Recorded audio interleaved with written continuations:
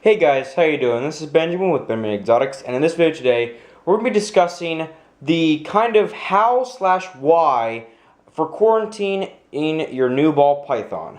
Quarantining, I think that's a word, but basically this is just a video going through and asking and kind of just, answering some of your guys' questions on ball python quarantine. Number one, why should we do it? And then number two, the correct procedure to go through when doing it. So number one, the big question is, why should I even quarantine my ball python? Now this is not as much of a video for like a person that has one ball python, but any number over one, if you're introducing a new animal into your collection, quarantine is such an important process. If you guys are a long-time subscriber to the channel, as many of you are, and you've seen many of our other videos, you will see that I actually probably 2 or 3 months ago brought in a ball python from an expo that in the end had a respiratory infection that was so bad it didn't even last 5 days even under treatment. A respiratory infection killed the snake in 5 days while it was being treated with, kind of medicine and stuff. So that just goes to show you that, well, that's one isolated incident. I'm not saying that's going to happen every time or that would ever happen to you. But for me, if I would have taken that snake and not had him quarantined in another room and just brought him straight into my collection, I could have had a huge problem, okay? Respiratory infections can be not extremely, but very contagious at sometimes. And I could have lost, if they weren't treated, like half my collection. Okay, I'd have adults that had it, babies that had it, and all kinds of stuff. So you really don't want it, especially stuff like respiratory infections or mites, which are both contagious things that can be transferred from snake to snake. If it's scale rot or something like that, maybe. But overall, when you're bringing in a new animal, quarantine is your best option to ensure that you're not doing counterproductive work and hurting all the stuff you've done with your other animals. Now, even if you're getting 2 animals at the same time, I would still recommend keeping them away from each other at first, just because even if you got them from the same person, one could have mites or one could have respiratory infection and the other one might not. And the last thing you want is to take a snake that has a problem and then give it to another snake that doesn't have a problem, like mites or respiratory infection. And seriously, for some like the bigger breeders, this is so essential. If you have 50 ball pythons and you introduce a 6th snake, do you know how much work and how much money that's going to take to then go through and clean out your entire collection?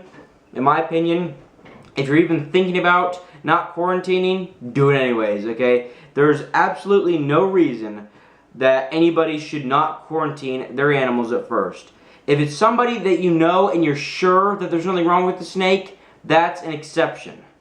Or if it's a snake that maybe you had, a friend of yours or something like that. If it's a really rare circumstance, maybe. But if it's from somebody that you're not on a personal talking every single day basis and you don't know exactly how they're keeping their animals, for me, I wouldn't take that risk. So that's the reason that we quarantine ball pythons, is just to protect our other ball pythons from disease and disorders. So now that we know kind of why we actually do this process, what is the correct procedures? People are always asking me, do you do it for a month? How often do you clean them? Do you clean them more? Do you clean them less? What's going on with the whole thing? So I'll show you guys how I personally quarantine. And there's different ways you can, but this is the way I've had the most success. And as you guys can see, I had respiratory infection and none of my other snakes got it, so apparently something's working. So first of all, before I even show you this little tub setup I have, number one thing is that you can't have the snake in the same room. If you're in a pretty tight space, move the snake that is new, that has not been established, or even if it's 2 snakes from the same show. Move them into separate rooms. If you have a main room for your ball python collection, either take the room beside, or even, the best thing you could do, like in my case, is take that snake and put it on a different floor if you're like that, or in your basement, as long as it's able to be heated and everything properly.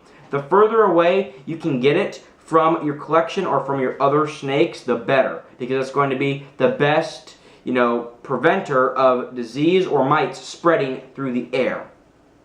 That's just where we put down the cage. Before we even, talk about the cage, is where the cage actually go. Second thing we want to talk about is sanitization.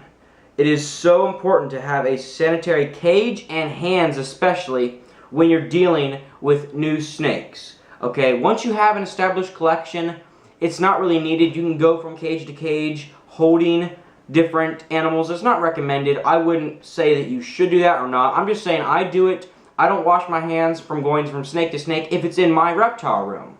But if it's from a new snake to those snakes, never, ever, ever, ever go without washing your hands. Ever. Unless it's one of those special, rare cases. Because you could take your hands and have, all kinds of diseases, or especially mites, on that snake and bring it into your reptile room. And if you have a big established reptile room, I would recommend when you clean or maintenance that cage, you do it after you've cleaned and maintenance all your other cages. And if possible, once you have done and cleaned out or touched that new snake that could or could not be infected, seriously, I've done this before. You wash your hands good, and if you can, you shower. Like I've said, I've done it before where you go out, get a new snake, and it gets mites, and I know the repercussions of that, where you have to wash your snake's cages out for like weeks and weeks at a time, and you have to spray them with Prevenamite. It's just not good. So you want to try to avoid at all cost physical contact from one snake that is new to another that is established. Don't do it. Now that we kind of have, done the basics, it's a pretty in-depth video, but now that we have the basics of, everything except the actual cage itself, let's look at a setup for a quarantine snake.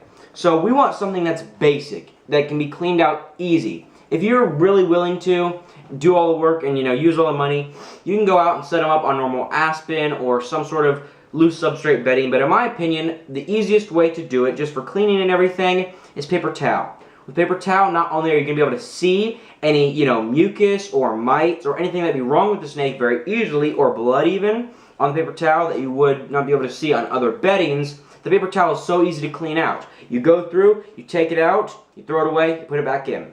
And we want to be cleaning these cages out every 1 to 2 times per week minimum. Now, we don't want to do it too much because you'll stress the snake out. But again, if you see any problems with the snake, like mites or respiratory infection, that's when you need to be cleaning out every 2 to 3 days. But just at first, I would say once or twice a week for your quarantine cages should be fine. Anytime they go to the bathroom, also clean their cages out. Now, this snake is obviously too big to be in a container like this, but all we're going to do is have a simple hide that can be cleaned easily, a water bowl that can be cleaned easily, some sort of bedding that's going to allow you to see any problems with the snake, and you have your tank. This tank, until you've proven that this snake is not sick or does not have any problems, this tank should not come in contact or come even close to any of your other snakes, because it could as well be infected. I personally have my own dedicated quarantine tanks and tubs, so they never get used for normal snake keeping unless, they have only been used once or twice and we know that the snakes didn't have any problems. Besides that, all you do is keep them in a simple setup away from the other snakes for about, in my opinion, I would do 2 months. You can go more. I wouldn't go much less than that. 2 months is normally a good time to allow you to evaluate the snake and make sure that there's no mites or any other problems with your snake before introducing it into your established collection or even just, your established one pet snake. So I hope you guys enjoyed this video. If you liked the video, please give it a like. And if you like the channel, consider subscribing. If you guys have any questions or comments on this whole quarantining ball python issue, please leave it down in the comment section below. I hope you guys enjoyed this video, and I hope my words really, affect you guys, because seriously, all it takes is one wrong move, and you can have an entire collection go down because of one small mistake from a snake that you took from at Reptile Expo or some other place like that. Thank you guys very much for watching this video, and I'll see you guys in the next video.